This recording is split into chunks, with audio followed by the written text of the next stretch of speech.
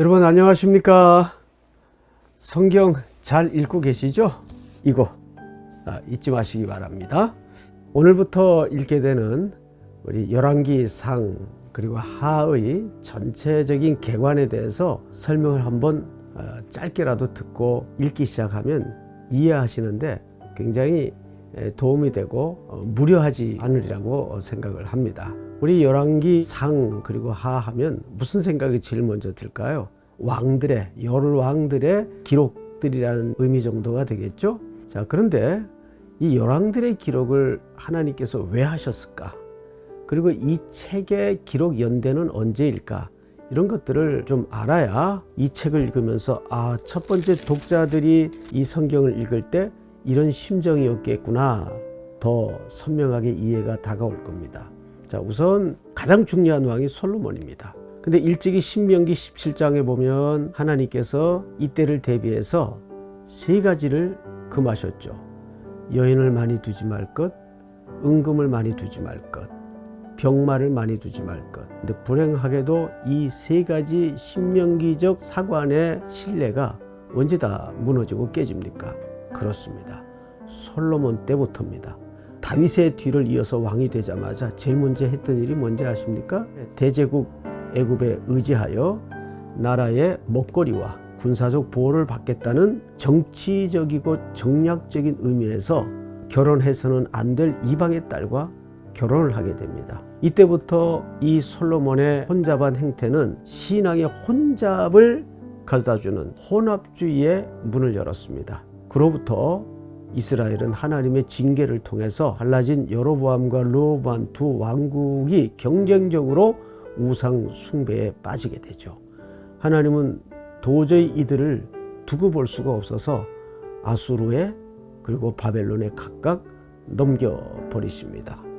여러분, 솔로몬 초입에 그 아기를 잃었던 한 생모의 처절한 절규의 스토리는 사실 하나님이 왜 이 이스라엘 백성들을 놓아야만 했는가, 잃어야만 했는가, 바벨론과 아수르에 각각 넘겨야만 했는가를 설명하고자 하는 하나님의 마음을 담아낸 이야기 장치입니다. 그것은 솔로몬의 지혜를 드러내기 위한 이야기 장치가 아니죠. 그래서 이 열왕기상 기록 연대를 보면 BC 586년에서부터 537년까지 추정이 되는데 이때가 어느 시기입니까? 이스라엘 백성들이 포로로 끌려가 혹독한 고난의 역사 속에 좌절해 있던 시기입니다. 그때 포로들은 어떻게 생각했을까요? 당시 전쟁은 나라와 나라 간의 전쟁 이전에 그 나라 신과 그 나라 신과의 싸움이었습니다. 전쟁에 졌다는 것은 우리나라의 신이 패했다는 뜻이 됩니다. 그럼 포로로 끌려간 이스라엘 백성들의 입장에서는 어떤 생각을 갖고 살았을까요? 하나님이 어디 있어? 전쟁에도 지고 우리를 이방에 넘기는 하나님, 그런 무능한 하나님이라면 아무 필요 없어. 끝날 것 같지 않은 이 지리한 고난의 역사를 그들은 두 손을 놓고 좌절해 있었습니다. 그때 한 선지자의 손을 들어서 붓을 들이우고 이 열왕기상을 쓰게 한 거죠.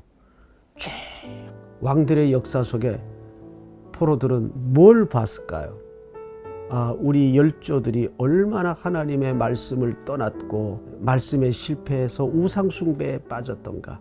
그래서 그들은 다시 이 글을 읽으면서 그들이 무너지고 그들이 이 고난의 역사를 감당해야 됐던 그 근본적인 원인을 발견하면서 다시 우리가 성경으로 돌아가야 되겠다. 하나님의 언약으로 돌아가야 되겠다. 우리가 지금 하고 있는 이 성경 읽기, 말씀으로 돌아가자는 관점에서 회복운동이 일어나게 되었던 거죠.